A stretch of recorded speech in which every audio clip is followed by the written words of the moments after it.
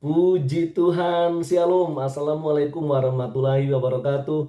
Om Swastiwastu, Namo Buddhaya, salam kebajikan. Dan di sini kembali berjumpa dengan saya di channel Perianto Zamasi. Dan tentunya saya berharap kita semua dalam perlindungan Tuhan kita yang hebat, sehingga saya harapkan kita dalam keadaan sehat senantiasa.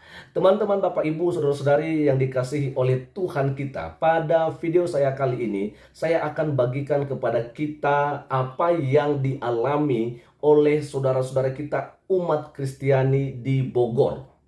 Ya, di mana gereja, maksud saya adalah gedung atau bangunan gereja yang harus dibangun di tanah atau tempat yang mereka sudah siapkan, tetapi akhirnya oleh karena tekanan dari warga sekitar, mereka harus berlapang dada menerima dengan hati yang besar, ya, di mana gedung gereja tidak bisa didirikan di tanah yang mereka sediakan itu, tetapi harus dibangun di tempat yang sudah ditentukan, dan itu jaraknya 1 kilometer dari tempat sebelumnya yang mereka sudah siapkan.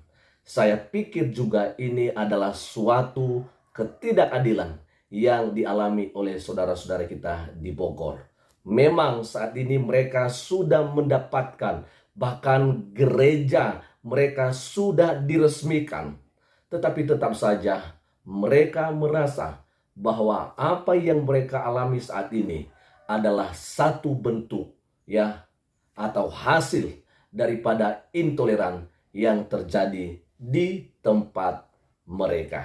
Bagaimana dan apa yang saya maksud itu, yaitu tentang GKI Yasmin. Selengkapnya kita akan mendengarkan dari pemaparan Bang Ade Armando, dan kita akan lihat lewat videonya yang satu ini. Ini dia. Peresmian Gedung Gereja Kristen Indonesia atau GKI Yasmin Bogor pada hari Minggu 9 April lalu seharusnya menjadi peristiwa yang istimewa. Acara itu dihadiri Menko Polhukam Mahfud MD, Mendagri Tito Karnavian, dan Wali Kota Bogor Bima Arya. Bayangkan ada 2 menteri dan wali kota hadir. Bima Arya sendiri dalam jumpa pers menyatakan peresmian gedung GKI Yasmin yang bertepatan dengan Hari Paskah ini menjadi akhir membahagiakan bagi jemaat GKI. Bima bilang begitu karena perjuangan mendirikan gereja itu makan waktu 15 tahun. Ia mengaku mencurahkan energi dan konsentrasi untuk memperjuangkan jemaat GKI Yasmin memperoleh gereja. Peresmian itu, kata Bima, merupakan bukti dari komitmen pemerintah Kota Bogor untuk memastikan hak bagi warganya untuk beribadah. Tapi benarkah ini adalah akhir yang membahagiakan? Ternyata tidak semua berpikir begitu. Sebagian dari jemaat GKI sendiri yang bertahun-tahun berjuang menganggap pendirian gereja GKI itu bukanlah penyelesaian. Yang jadi masalah utama, gereja yang diresmikan ini bukanlah gereja yang diperjuangkan untuk dibangun. Lokasi pendirian gereja GKI itu berbeda dari lokasi asal. Keduanya berjarak sekitar 1 km.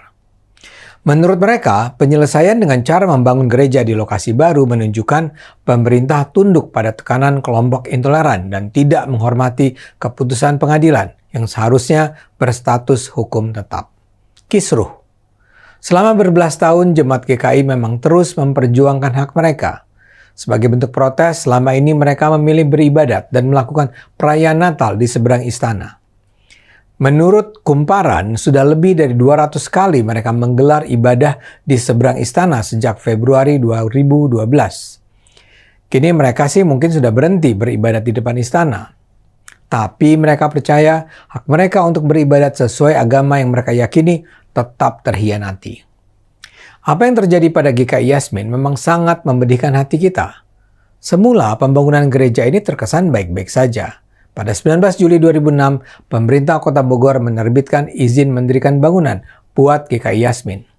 Setahun kemudian, GKI mulai melakukan peletakan batu pertama yang dihadiri oleh Wali Kota Bogor saat itu, Diani Budiarto. Namun, cerita mulai berbelok arah ketika ada sejumlah kelompok masyarakat menolak pembangunan gereja. Seperti dapat diduga, mereka membawa-bawa nama Islam. Sebagian besar pemrotes bahkan bukan penduduk di sekitar gereja. Tahun 2008, kelompok ini mengajukan surat permohonan pembatalan pembangunan gereja ke pemerintah kota Bogor.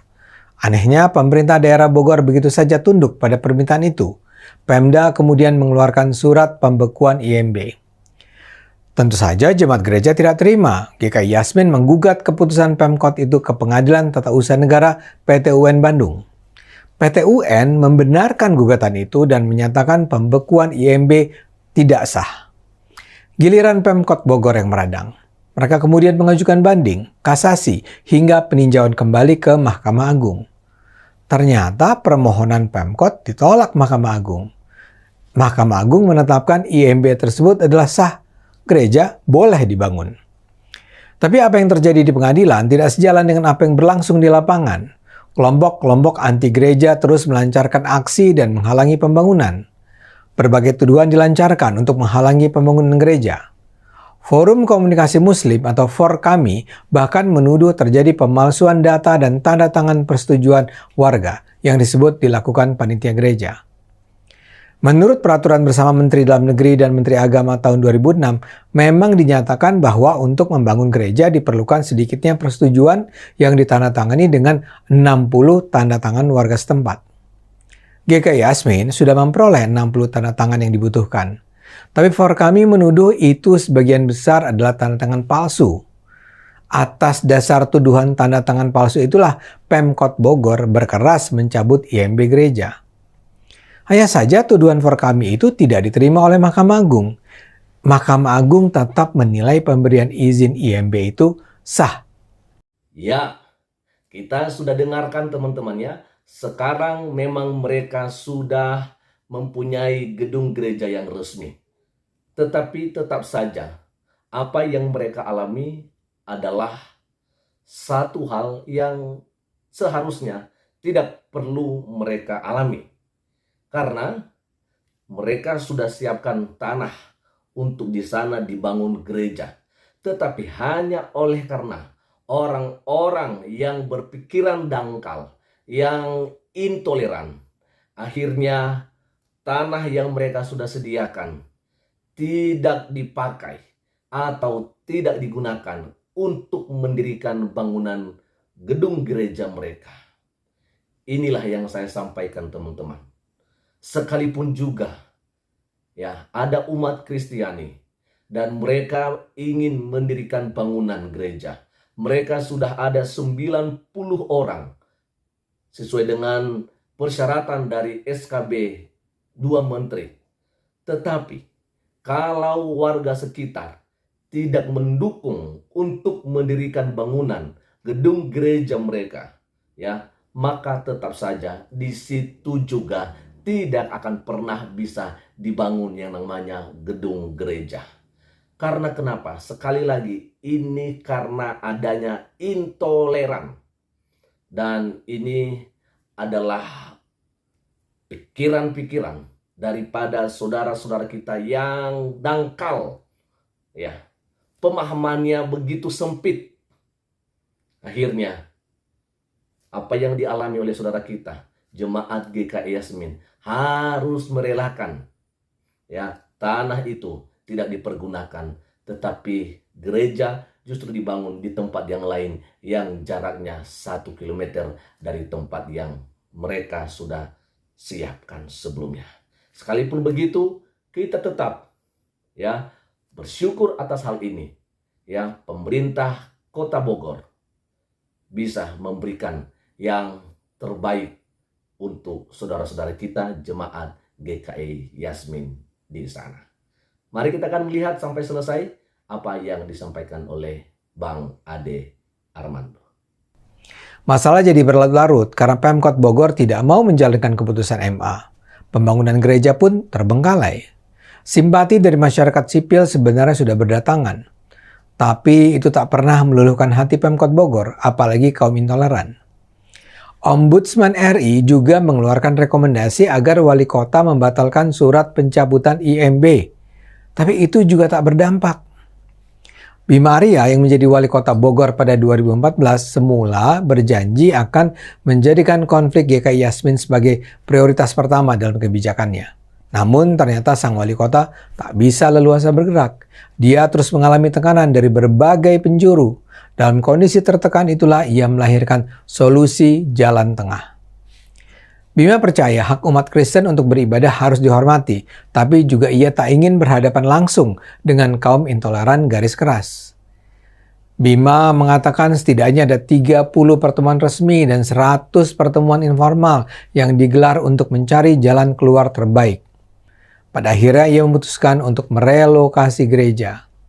Gereja tidak dibangun di lokasi asal, melainkan di daerah Ciledug Barat yang berjarak 1 km. Bangunan gereja GKI di Ciledug Barat itulah yang sekarang diresmikan. Seperti saya katakan, tidak semua pihak gembira dengan pembangunan gereja baru ini. Ini terutama datang dari mereka yang sudah bersusah payah memperjuangkan gereja, merasakan penderitaan, diteror, diintimidasi, difitnah, dihina, harus pulang pergi ke pengadilan, harus berpanas-panas dan hujan-hujanan beribadat di depan istana. Mereka adalah orang yang bisa disebut berjuang sampai titik darah penghabisan untuk membangun gereja yang secara hukum sudah disahkan pendiriannya oleh Mahkamah Agung.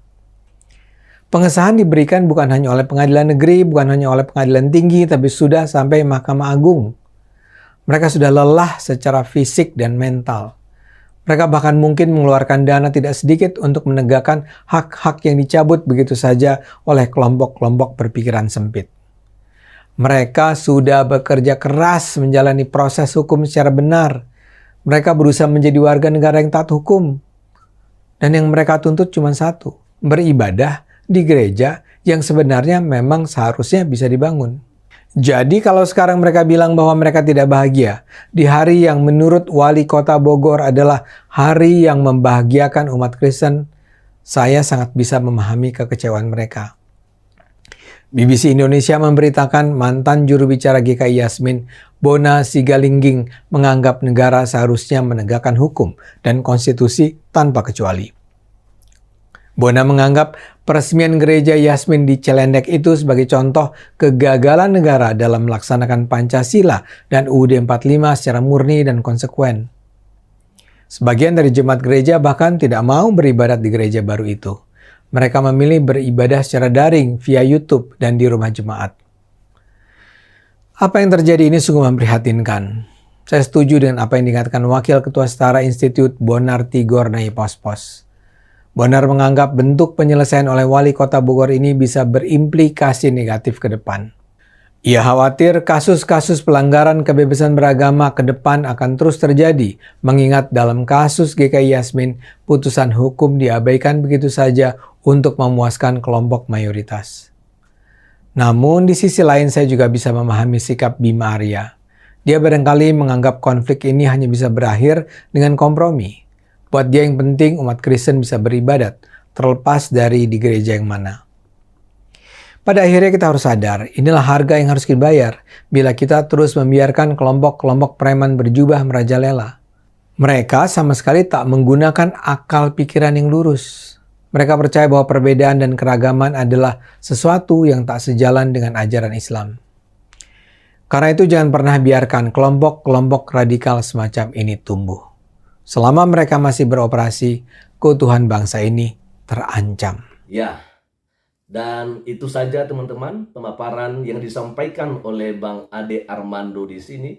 Dan saya juga ikut menyayangkan apa yang dialami oleh saudara-saudara kita, jemaat GKI Yasmin di sana. Sekalipun mereka sudah mendapatkan, memiliki gedung gereja yang resmi sekarang.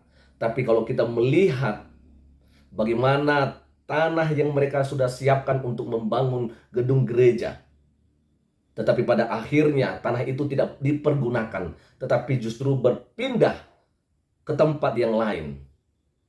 Ini juga adalah satu bentuk intoleran.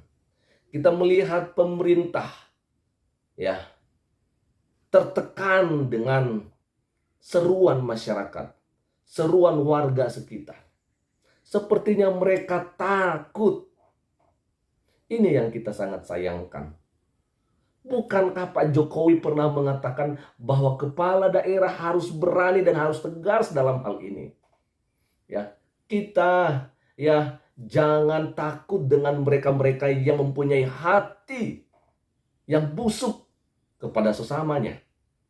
Ya, apa yang dilakukan oleh orang-orang yang beribadah adalah bukan kejahatan. Mereka beribadah kepada Tuhan. Kita bersyukur. Artinya bisa mengurangi ya jumlah orang-orang yang berlaku jahat. Tetapi kalau sampai kita tidak menerima orang yang ada di sekitar kita hanya oleh karena berbeda agama, dan kita tidak mengizinkan mereka untuk mendirikan rumah ibadah mereka ya di tengah-tengah komunitas kita, mengklaim diri sebagai mayoritas, kita harus hati-hati soal ini. Maka itu sebabnya kita akan terus mendoakan teman-teman, semoga saja di daerah-daerah yang lain tidak lagi terjadi apa yang dialami oleh saudara-saudara kita yang ada di GKI Yasmin Bogor. Sekian saja yang bisa saya bagikan kepada kita semua pada kesempatan sore menjelang malam hari ini, dan kiranya Tuhan Yesus senantiasa memberkati dan memelihara kita semua. Haleluya. Shalom. Assalamualaikum warahmatullahi wabarakatuh. Om Swastiastu, Namo Buddhaya, salam kebajikan, NKRI harga mati.